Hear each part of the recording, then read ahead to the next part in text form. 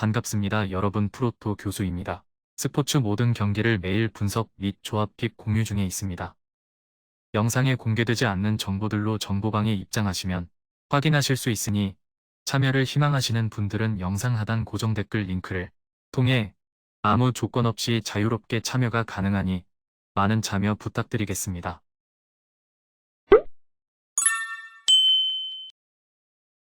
첫 번째 경기는 맨시티 대 브렌트포드 한번 살펴보겠습니다. 맨시티는 최근 첼시를 잡아내면서 최근 5년간 4번의 우승을 차지했던 EFL컵에서 꾸준히 강세를 드러냈습니다. 2% 부족했던 결정력은 아쉬웠지만 전반 초반부터 공격을 풀어나가면서 주도권을 쥐었죠. 이번 경기에서는 칸셀로와 아칸지가 주전으로 다시 복귀할 가능성이 높기 때문에 이전 경기에서 나온 다소간의 불안감은 꽤 줄어들 가능성이 높습니다. 부상으로 인해 베스트 수비 라인업으로 나오는 경우가 많지는 않았음에도 꾸준히 수비적으로는 큰 문제를 드러내고 있지 않고 있습니다.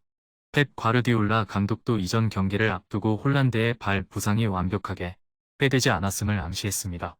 이전 경기에서 마레즈와 알바레즈의 활약이 좋았기 때문에 홀란드가 나오지 못하더라도 공백이 크지는 않을 것으로 보이지만 홀란드가 있을 때처럼 대량 득점의 여부는 불분명합니다. 브렌트포드는 최근 질링엄과 무승부를 기록했습니다. 로테이션을 돌리지 않은 것은 아니었지만 토니와 오네카 등 주력 선수들을 배제한 것은 아니었기에 아쉬웠던 결과였죠. 이전 경기에서도 하브리그 팀을 상대로 멀티 득점을 만들어내는 데 실패했고 울브스전에서는 득점 기대 수치가 1.41점에 달했음에도 한 골을 겨우 넣는데 그치는 등 공격에서 의구심이 있습니다. 맨시티를 상대로 주도권을 잡을 가능성은 거의 없는 상황에서 최근 득점 감각조차 부진한 흐름이라 득점 가능성을 높게 보기는 어려운 것이 사실입니다. 강한 압박 위주로 플레이를 하고 있는데 홈에서는 상대가 공격적으로 나오기 때문에 압박으로 인한 공간 허용이 꽤 큰 약점으로 작용하고 있습니다. 홀란드의 부상 이슈는 있지만 백업으로 나온 선수들이 이전 경기에서 폼이 좋았으며 이전 경기에서 다소 불안한 모습을 보여주었던 풀백 라인도 주전 멤버들이 나온다면 해결이 될 가능성이 높습니다. 맨시티가 강력한 중원 전력을 바탕으로 경기를 주도할 가능성이 높고 브렌트포드의 최근 득점 감각도 나쁜 상황이라 맨시티의 수비 리스크도 크지 않은 상황입니다. 맨시티의 승리와 핸디슨까지 픽해봐도 괜찮은 매치로 보여집니다.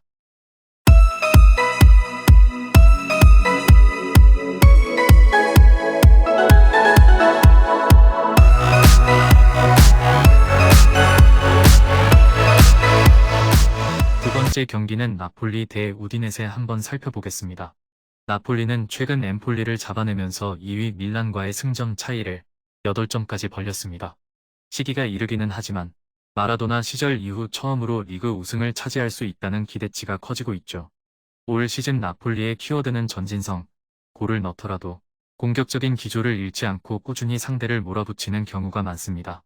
로보트카, 앙귀사, 지엘린스키로 이루어진 중원이 안정적으로 점유율을 확보하고 있으며 패스와 로보트카의 개인 기량으로 상대의 압박을 분쇄하는 모습입니다. 팀 중원과 수비진의 기동성이 좋기 때문에 팀의 무게 중심이 앞으로 쏠려 있음에도 불구하고 수비가 안정적으로 굴러가고 있는 상태입니다. 앙귀사도 간헐적으로 수비를 도와주러 후방에 개입하는 빈도가 있는 편이고 오시멘과 로사노도 활동 반경이 넓어 필요시에는 수비에 지원을 해줄 수 있습니다. 우디네세는 7경기째 승리가 없는데 초반 돌풍의 핵심이었던 득점력이 갑자기 떨어진 것이 원인으로 지목되고 있습니다. 3백 스토퍼들의 적극적인 전진과 데울로페우의 전개로 많은 골을 넣었으나 베투 등의 부진으로 인해 주포가 방점을 찍지 못하는 경우가 많아졌던 것이 원인으로 보여집니다. 그래도 기본적인 수비 체계는 단단한데 3백과 3명의 미드필더로 상대와의 중원 숫자 싸움에서 크게 밀리지는 않는 모양새입니다. 현재 우디네세는 득점을 만들어야 할 데울로페우의 파트너가 부진한 모습인 것이 꽤 크고 적극적으로 전방 가담을 했던 베카오와 우도지의 결장이 치명적인 상태입니다. 우디네세가 나폴리를 상대로 중앙 싸움에서 밀리지 않으면서 수비적으로는 장점을 보여줄 수 있겠지만 득점력 난조로 인해 승부를 뒤집기에는 어려울 것입니다. 상대전적으로도 우세한 나폴리의 승리를 예상하며 핸디슨과 오버까지 픽해봐도 좋은 매치로 보여집니다.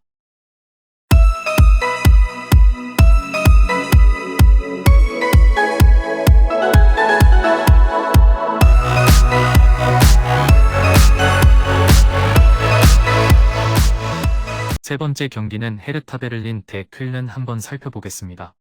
헤르타 베를린은 최근 3경기에서 모두 패했지만 적어도 공격력 면에서는 무시하기 어려운 팀입니다.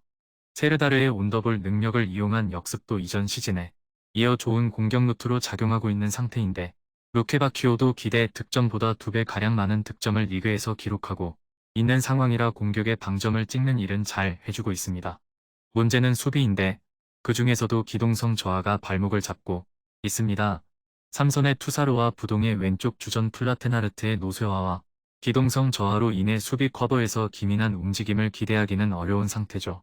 ���르는 최근 선수들이 지친 기색을 보이고 있고 이전 시즌과 공격적인 전개에서 달라진 것이 거의 없어 상대 팀이 ���른을 상대하는 데 적응이 된 모습을 보여주고 있습니다. 카인츠가 최근 폼이 좋지 못한 상태인 것이 꽤 크고 측면에서 활로를 찾지 못하면 전방이 고립되기 쉬운 상황입니다. 중앙 공격형 미드필더도 두다 등 수비적인 기여도가 뛰어난 선수에게 맡기는 경우가 작고 수비에서의 문제가 심합니다. 90분 내내 압박의 강도를 유지하려다 보니 선수들의 체력적인 부하가 클 수밖에 없고 특히 후반전에 실점률이 높아지는 단점은 아직도 메우지 못하고 있습니다. 헤르타 베를린은 수비의 기동성이 상당히 떨어진 상황이고 ���른은 주전 선수들의 체력적인 부하가 심한 상태입니다. ���른의 공격 패턴인 측면 위주의 크로스 공격이 읽히면서 공격적인 성과가 꽤 떨어진 상태임을 고려하면 헤르타 베를린이 승기를 잡는 모습도 기대해 볼 수는 있겠으나 가장 안전한 선택지가 스코어 접근임은 분명해 보이는 매치입니다. 승패보다는 오버를 픽하는 것이 바람직해 보입니다.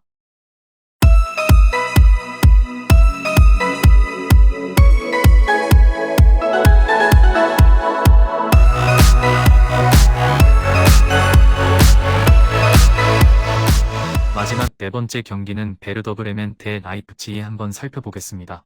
브레멘은 다음 일정이 라이프치히, ���른, 우니온 베를린으로 만만치 않은 상황이기 때문에 유럽 대항전 진출권 진입이 쉽지는 않을 것입니다.